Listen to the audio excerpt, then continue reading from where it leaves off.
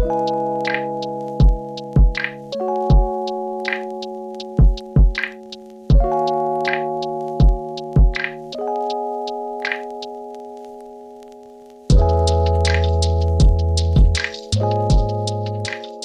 was born in Ipoh, grew up in Ipoh, went to school in Ipoh, and my childhood would be, I would describe it as rather lonely because I was almost an only child. My brother is 14 years older than me.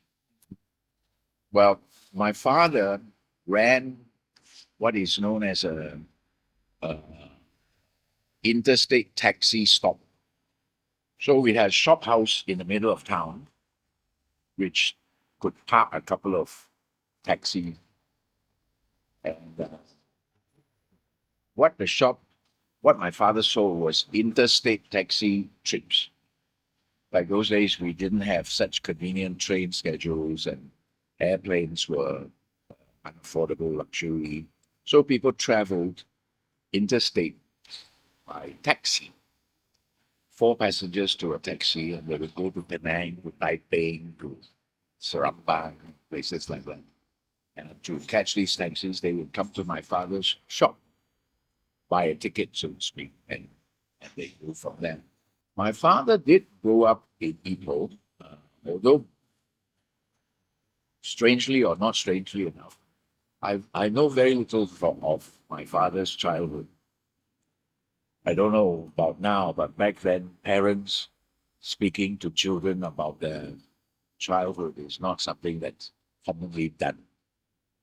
My father didn't was not a man of many words, so we didn't. I mean, we got along fine, but he didn't say or tell us stories about his childhood. We did that. So there's very little we know about him, except that he was born in Malaya. Mother was born in China and came over when she was 14 years old, I think. She was here. I think she and my father were matchmade, married, and had two children, me and my brother. That's it. Earliest memories, like I said, I had a rather non-eventful childhood. I was alone most of the time because my mother, for whatever reasons best known to her, did not encourage me to go out and mix with neighborhood children. She was very protective in that sense. So I had very few friends around the neighborhood, and I spent most of the time by myself, uh, which then I suppose was the reason why I developed a reading habit and interest in films and movies. When I was, from as far back as I can remember, I think 6 or 7 years old, my father used to take me to see a movie every single day of the year, 365 days a year. My father and I would go and watch a movie, whether it was school night or not school night, it didn't matter. We had to go and see a movie. And in a small town like Ipoh, where the movies don't change very often, we would sometimes go and see the movie 2 or 3 times. And that developed in me an interest in films and film stars and so on and so forth. That was what I did during most of my childhood. If English movies run out in Ipoh, we would go and watch Tamil movies, Chinese movies, whatever was screening. Started at six at about six. Yeah. And it lasted until I was in Form 4 or Form 5. Then I started going to movies on my own without my father and my mother. Well, those days left an impression because of things like that, that I didn't really do the things that other children in the neighborhood seem to do, go out and fly kites or play with marbles and stuff. I just went to the movies. Some of the films I saw 7, 8 times, sometimes 10 times, over and over again. This was before the days of videotape, yeah. So every time you want to watch a movie, you have to go to the cinema. Well, it's not really that different, Nathaniel. Although Ipoh now is, of course, slightly busier, there's more traffic. But the town, geographically, the town has remained much as it was in the 50s and 60s. Not much has changed. The roads are still the same.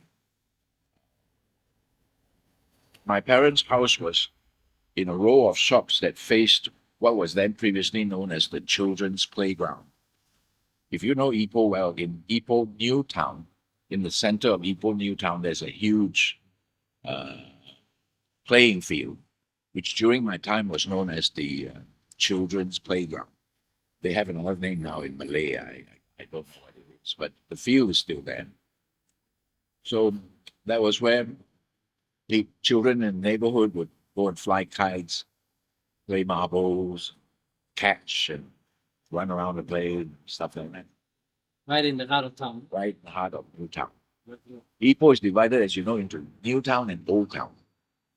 I was born and we lived in New Town. Then I went to school in Old Town. My school was St. Michael's Institution, which was a missionary school. And I went to St. Michael's from primary until secondary school when I finished my Form 5, which at that time was called the School Living Certificate. Okay? Finish your fifth form, you receive this School Living Certificate. And if you wanted to, you could take an entrance exam at Form 5, which would determine whether you go on to Form 6, which is pre-university. I was a very lazy student, so I took the entrance exam and failed, so I couldn't go to Form 6. So I technically finished my education, formal education, at Form 5. Well, back in those days, it was adequate. It wasn't very well by any stretch of the imagination, but it was adequate that you passed Form 5 with a good grade. You know? I don't know whether you would call it a highlight or there's always one incident I remember on the first few days of my primary school, standard one, they call it.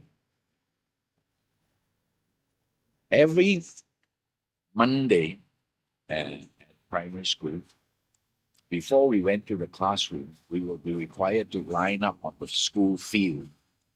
We have a whole school assembly where we would listen to the school principal make his speech and so on and so forth. So there was one particular day when we were lining up, and this boy, for reasons best known to himself, for absolutely no provocation at all, he came up and he punched me. My goodness. I mean, we were then little boys, so there wasn't much damage except to the ego. But he punched me in the nose and it broke my nose and caused me to bleed. And you know, those days you had to wear white shirts and everything to school. So I bled all over my white shirt. I went home and my mother saw that and freaked out. And as happens during those days, when you come back with a bleeding nose, instead of getting sympathy, you'd get whacked by your parents some more, you know? Why did you fight in school? Blah, blah, blah. So I took whatever punishment my mother meted out. And then the next day, I decided, okay, I should take revenge. Lah. How can this go without revenge, right? So the next Monday, when we were lining up, I stood behind the boy who punched me, purposely stood behind him.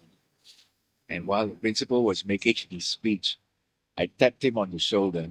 He turned around and I kicked him in the shin. Really hard. And I don't know for what reason, but that is something that I always remember about my primary school days. In fact, it is about the only memory I have of my primary school days. Strangely enough, unlike many of my other classmates from primary school to secondary school, I have actually not kept in touch with anybody except one classmate that up to today I still message and talk to him on the phone and sometimes go out for a meal with him. But other than Yiping, which is his name, I have not kept in touch with anybody. I don't know why. I'm not saying that I'm a snob or anything, but I just didn't feel the need to. Yeah. I left school and I treated it like, okay, that's one phase of my life over. Now I'm stepping into another one. That's it. Well, also for secondary school, there is one particular memory that whenever people ask me, like you just did, I always think of that one incident. There was a time in secondary school when we were in Form 3 or Form 4, because this was a missionary school run by the Catholic Brothers. They organize what is called retreats every year, where if you sign up, you will be taken in for the weekend, 3 days, 2 nights, sort of thing, to a retreat where you would spend the time in prayer, in reading, in whatever. And our dormitory was on the third floor of the building. So one night after the official things were over, a group of us decided this is really boring. Let's go and watch a movie instead. So we climbed down from the third floor. Now, if you go back to St. Michael's Institution and look at the building now, even when I do it now, it was and still is, I think, a very, very dangerous climb from the third floor, which is I'm outside. yeah. We climbed down the drain pipe and walked about 3 streets away to a cinema and watched a movie. And then after the movie, we came back and climbed back up. The only difference was when we climbed back up the drain pipe, as we reached the third floor, you imagine you're climbing up your eye levels there, and suddenly you see a white uh, robe kind of thing. Christian brothers those days wore white robes, right? And you saw the white robe, you looked up, and there was the disciplinary master standing there waiting for us to come back. So we all got caught and were given a caning. That was the most memorable secondary school incident. After Form 5, like many of us who did not manage to get into university, we just hung around doing whatever jobs we could find, which in those days meant you were either selling encyclopedias or selling insurance or some stupid sales jobs like that you find in the newspaper and you apply for, which at 16, 17 years old, you have absolutely no reason for doing. Who's going to buy insurance from a 17-year-old boy, right? So I did that for a couple of years. It was a very nothing experience because you can't do anything. Like I said, who wants to buy insurance from you? You're just a boy. You don't understand it. You don't know the product. So I did that for a couple of years. And then one day, while having dinner, I heard this advertisement on Rediffusion, which is a cable broadcasting station. And they were asking they announced vacancies for what was known back then as grade 3 English language announcers. So I said, yeah, that's a job. So I applied for it, came to KL for the interview, and I got the job. That's how it started. It's not that I always wanted to be a radio DJ or anything. I never even thought about it. To me, when I applied for the job, it was just a job, like anything else. I came to KL for the interview first, and I came by train. So I arrived at the Kuala Lumpur railway station early in the morning. I think it was 7:30 or something. First time Ipoh boy has been out of Ipoh. First time in KL by himself. So I was feeling a bit lost, and I came out of the KL railway station, looking around at the big city, didn't know really what to do. And it was very early. And my interview was only at 2 o'clock in the afternoon. So I was just standing there, and then this trishaw rider came up and said, "Good morning, where you want to go?" So I told him the whole story, being first time in KL and waiting for the interview at 2 o'clock and so on. And he said, "Oh, okay, I can take you there because it's quite far from the railway station. I can take you there. But since it's very early, you want to have some breakfast?" So he and I went to have breakfast somewhere, I can't remember where. And later on in the day, he just dropped me off at where I was going for the interview. I got to the interview. There were, if I remember correctly, there were 22 other people there. And because it was for a radio announcer's job, the first thing we had to do, of course, was go for a voice audition. So they line us up, and each one of us would go into the studios. They give us a piece of paper with words in it, and we're supposed to read it into the microphone. Somebody on the other side is listening to see whether, okay, this voice is good, possible, stay, no good, you're out. And eventually, it was whittled down to a short list of just two, myself and another Indian boy. We went for the final interview and audition, and I got the job in Wind Fusion. He, Ganesh, who eventually became my friend, didn't get the job in Wind Fusion, but he got a job as a radio announcer in Radio Malaysia. So both of us got the same type of jobs. That was how it started. It wasn't really a migration kind of thing. So when I got the letter offering me the job, I had to move to KL. So I asked around, and a friend of mine said, "Oh, if you need a place to stay, I have a friend whose parents have a place that you can rent." So, okay. So I went and rented. It was not a room, it was just a space outside a room.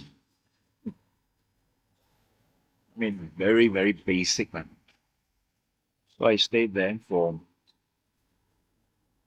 back then, $50 a month. You know what is now Jalan Tun Razak? Jalan Tun Razak is the longest road in KL, right? My office was at one end at the general hospital side. This place where I rented the sleeping space was right at the other end. Back then, Jalan Tun Razak was called Circular Road or Jalan Pekeliling. Yeah. But back in those days, it only cost 50 cents by bus from one end to the other end. So it was okay. The job was, as it stated, a radio announcer's job, which meant that you go into the studio with a script, you announce the time, you read the script, you play the record for the music, stuff like that. In the first few couple of months, you were not allowed to go inside the studio at all. What you were supposed to do is sit down there and write what you wanted to say, what kind of music you wanted to introduce, and submit that to your program manager. And he'd look at it, tear it up, go and do it again, or he would approve it, put it aside, and ask you to do another one. And after a couple of months, we were then allowed to go inside the studio to watch other experienced announcers do their job. And I believe it was only after the fourth or fifth month that we were actually allowed to sit before the microphone, switch it on, and announce the time. Time now is 9 p.m., and you are listening to this network, that kind of stuff. When I got the job, my starting pay was $155, which was back then enough to pay for the rent of the space that I was sleeping in, my food, my bus fare, and at least one film, the price of one cinema ticket every couple of weeks. That's it. And also, during the 12 years I was there, was when I started my nowadays everybody says Patrick, the voice of Malaysia, blah blah blah. My 12 years in rediffusion was the time when I started doing voiceovers for commercials on TV and radio. Back in when I was in rediffusion, the Malaysian government instituted what is known as the Made in Malaysia ruling for commercials aired over the electronic medium, which meant that 70% of the content of a commercial on TV or radio or in the cinema had to have Malaysian elements. One of those was voice. And because I was one of the very few English language announcers known then, I got most of the jobs for these things. And there was a time when I did voiceovers for almost everything. You know, you get on an MAS plane, the safety announcements will be my voice. You get on a train, you'll be my voice. Turn on the radio, yeah, until you know a point when people said, "Hey, can't we get away from Patrick's voice? He's all over the bloody place." You know? Yeah, but that's how I got into the business. I don't know whether you can call it exciting, but it paid very well. Back in those days,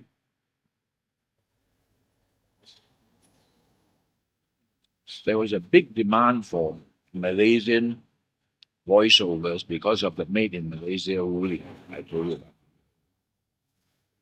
And when this ruling came in force, the advertisers used to pay the voiceover artists $1 per second of commercial time. So if they ask you to do a voiceover for a television commercial, which is 30 seconds long, you would get $30. So we did that for a while. And I thought, hey, this is not on.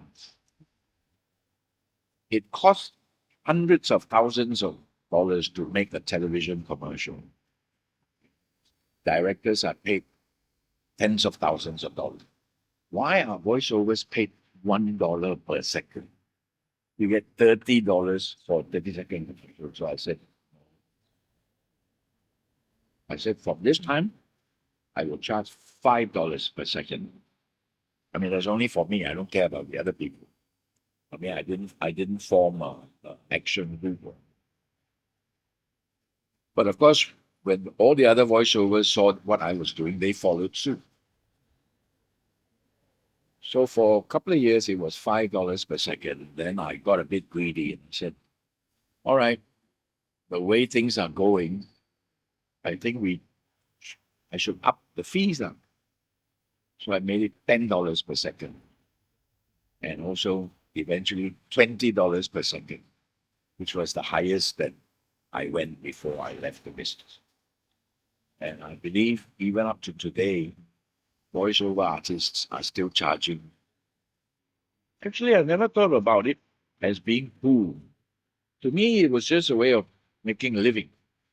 I didn't think of it, wow, I'm so great, I'm on the radio. Maybe because years prior to that starting, I was already on the radio, so it was no big deal. Hearing my voice on the radio was no big deal. How the disco thing started was, this is in the 70s, as you rightly pointed out, when internationally disco was becoming a phenomenon, right? People were dancing to recorded music.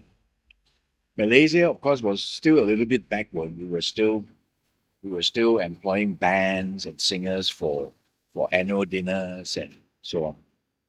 So there was this particular year when the organization called the Malaysian Advertisers Association had their annual dinner and dance function. And as usual, they employed a I think the name of the band was the Yellow Jackets, which was a very famous band at that time. And the organizers said, hey, hold on. Disco is a big thing now all over the world. Why don't we have a disco also? Who's the most well-known DJ? Patrick. Okay, ask Patrick to bring a few of his records, and when the band is taking a rest, he can play. So I did. I brought some records, and then when the band played and the band was taking a break, I played records. And when I played the records, people got up to dance. And they continued dancing and dancing and dancing. And when the band was supposed to come back on, I paraphrased this, but they actually told the band, "No, never mind. We want to dance to Patrick's record." So I ended up playing for the rest of the night records. So when that happened, I said, "Hey, there might be a market for this." And I said, I have a lot of records. I have loudspeakers. I have amplifiers. I can easily play music for all these annual dinners and stuff. So I did. I sent letters to all these companies saying that if you want me to play, I'm available. These are my charges. And it just took off. Bookings started to come in. And then I became known as the person to go to for disco stuff. Those days, we didn't have the machine that you see now. So what? It was just two normal turntables with records on it and a mixer. That's all. Nowadays, you have the digital mixers. We didn't have that back then. The phrase became actually a business for me.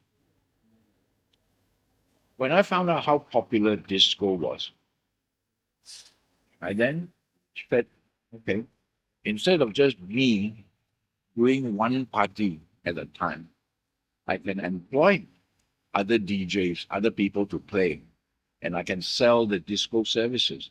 So I could have 5 events at one time, 6 events at one time. And that was how my business as such started. My peak, I had more than 100. Huh? Really? I had more than 100 DJs, and I had, Oh, during the peak, we had about 40 establishments around the country that subscribed to our service. I only stopped the business about,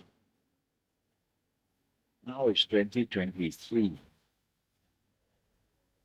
about 15 years ago, when quite a long. the demand fell, and also there was too much competition in the market for music machine, discos, and all that. So after a while, it became not very profitable, so I stopped it. During disco, actually, I started a business. Also, due to the fact that we had the Made in Malaysia ruling that up to 70% of the content must be produced in Malaysia. So I designed and I opened a recording studio complex that catered to the Malaysian advertising production market,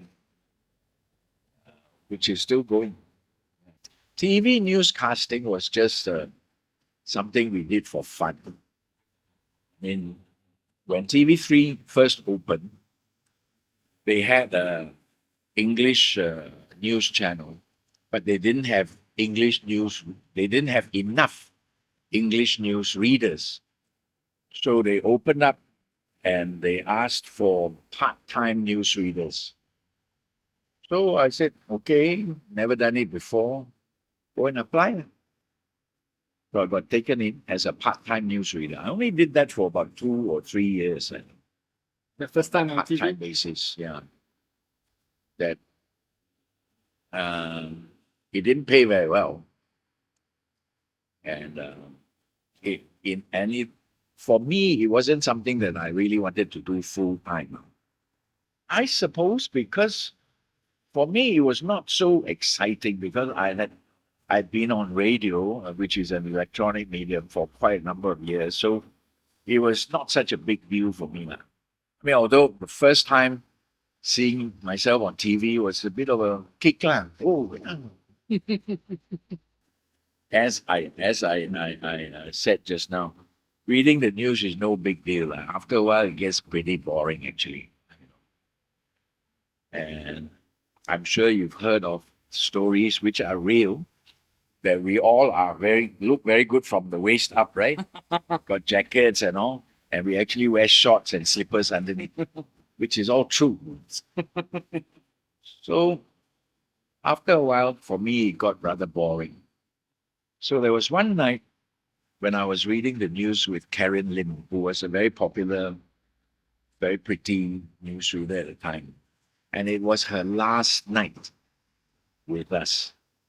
After that bulletin, she was going off somewhere. She had resigned.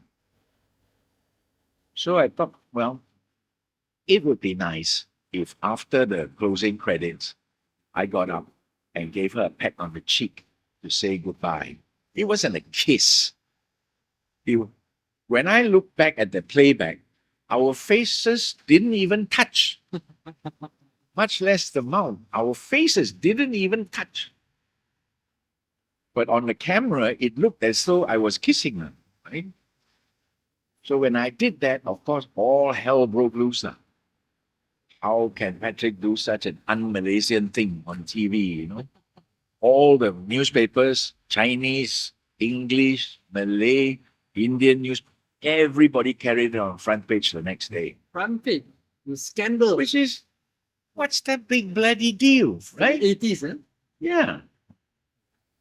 So because of that, I was taken off the news for a few weeks. That was it. Yeah, radio, like I said, I continued doing radio for quite a long time. They started 24-hour radio. And I was asked if I wanted to do some radio in the morning. So I did. I said yes. And I was given a time slot from 9 a.m. till 12 noon every day. So I went on there, and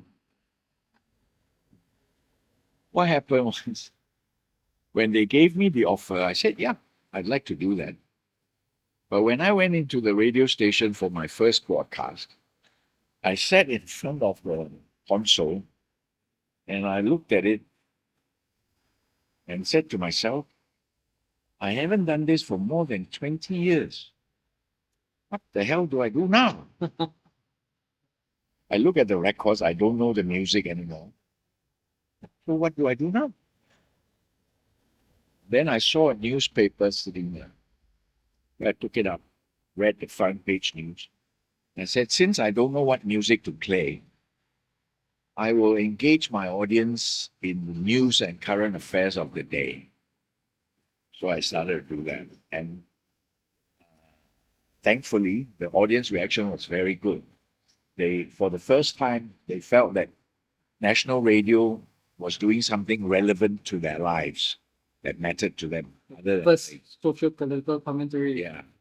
And Before this didn't have one. And from that day onwards, it became more and more popular. Strangely enough, no. Everybody was quite surprised. They said, Patrick, you can say all those things. Huh? How come? Police never arrest you. Huh? No, they didn't give me any problems. Maybe because I was doing it on the government radio station. And at that time, the Minister of Information, who was Muhammad Remand, he was, I would say, a fairly liberal minister.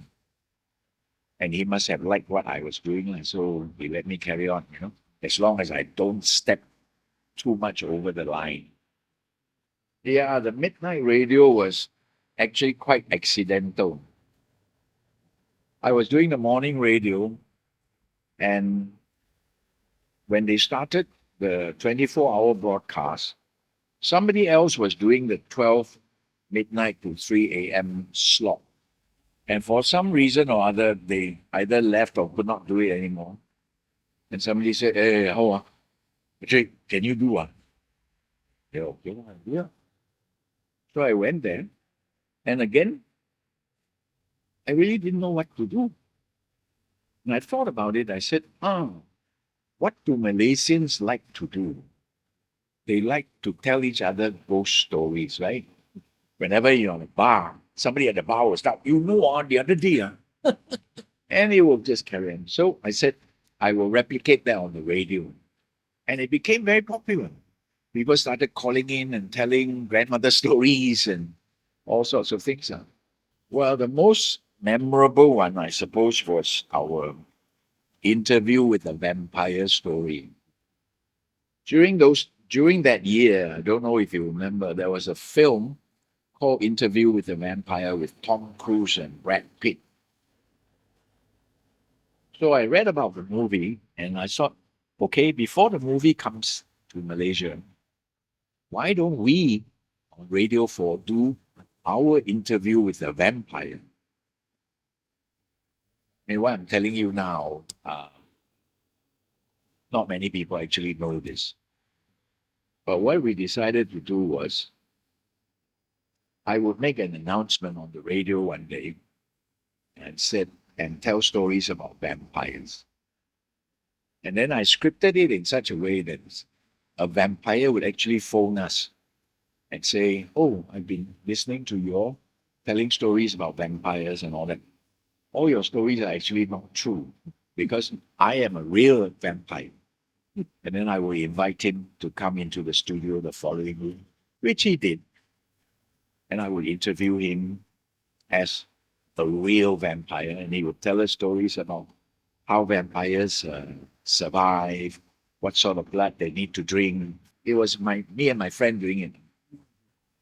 And after we finished that broadcast, the interview with the vampire, when he and I came out of the studio in Kasapuri, as we were driving down, there was a whole mass of people, hundreds of people waiting outside the gate to see who the vampire was. And we had to drive and we got chased by them all over the town. Well, I don't know whether they believe or they're curious. Yeah, that was that was quite interesting. During one of my holiday trips to Penang,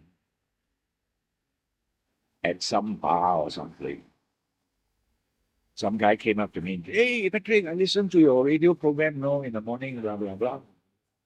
Then we started talking, and he told me a story of how he was stopped at a traffic roadblock, and the policeman asked him for a bribe. He said he didn't have money, so the policeman said, "You got ATM card? Good, go and draw." He said something like, I don't have an ATM card or something. He's at home. And the policeman offered to drive him to his house to get it. So when he told me the story, when I came back to KL, I told the story on radio. And because of that, the then Inspector General got very upset because he heard it and he lodged a police report against me. So I was summoned to go to Kiaman for interview, blah, blah, blah. It again made the headlines in all the major newspapers. How can Patrick use radio to do this sort of thing, blah, blah, blah. Sure things. No, it was not really scary or intimidating. It was just,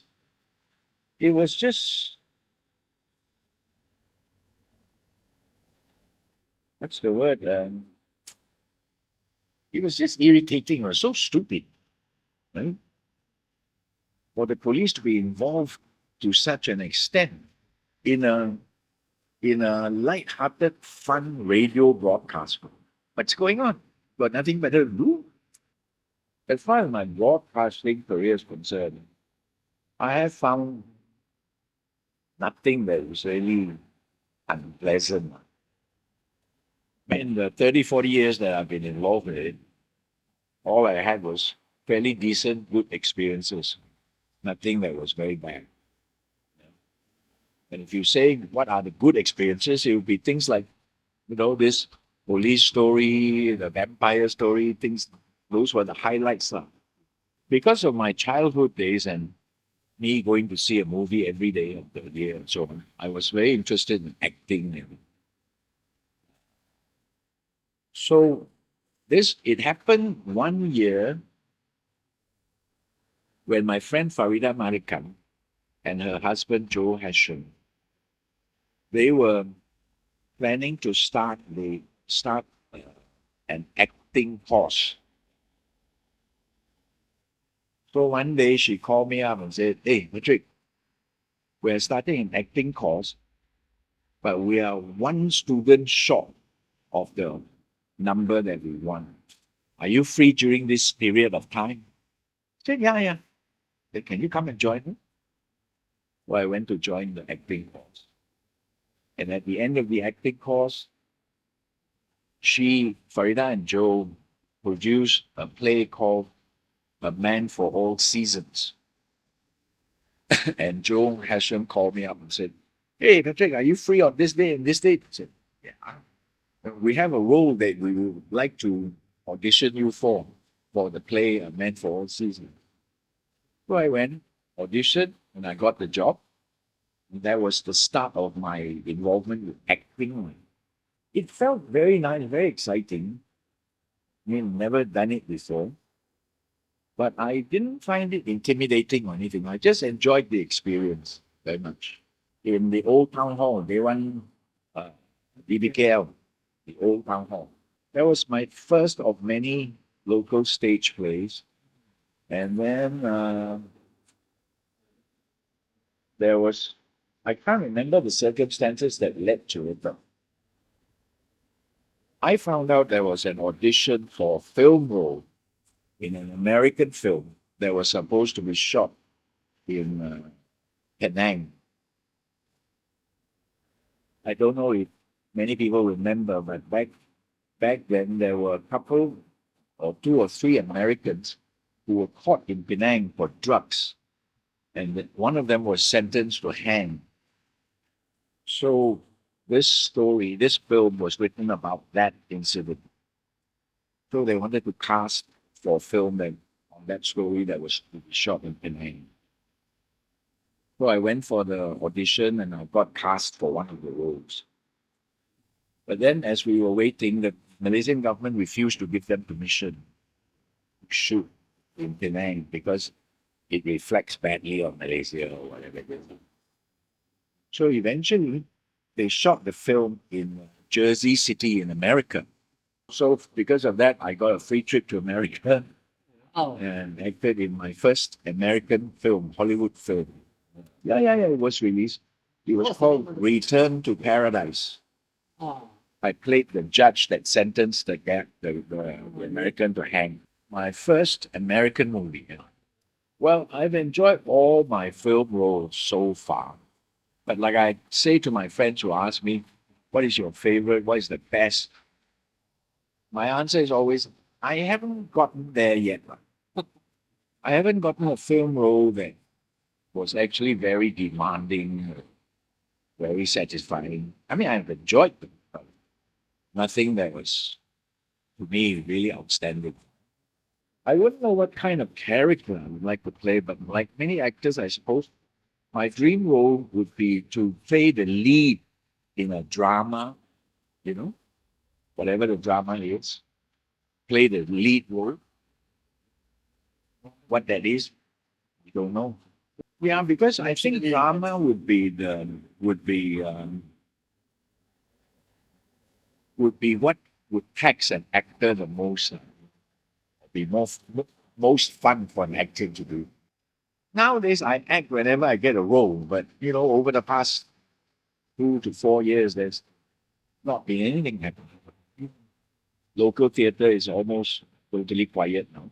What happened was the 1960, May 13, 1969 happened when I was actually not in KL, I was in Ipoh. I had taken a few days leave to go back to Ipoh, and it happened while I was there. So I didn't really know the severity of what happened here. All I did was when I heard the news that there was trouble in KL and there was curfew and all that, I called my my manager and said, "What should I do?" He said, "Well, you stay there in Ipoh. Don't come back until we tell you."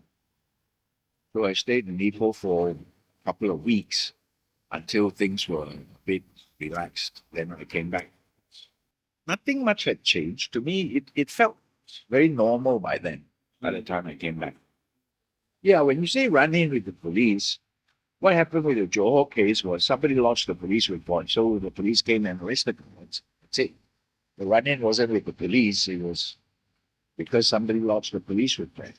5 days. 5 days, eh? I wasn't in prison, I was in Lock up. remand jail, remand lockup Johor, in Johor. It was actually different. I mean, because it was not prison, it was remand jail. You get put in a small cell. You were quite old. This was only 2 years, 3 years ago. Ah, You're put in a small cell and you sleep on the floor. It wasn't so much a trauma as a small surprise that God, I've never been in jail before.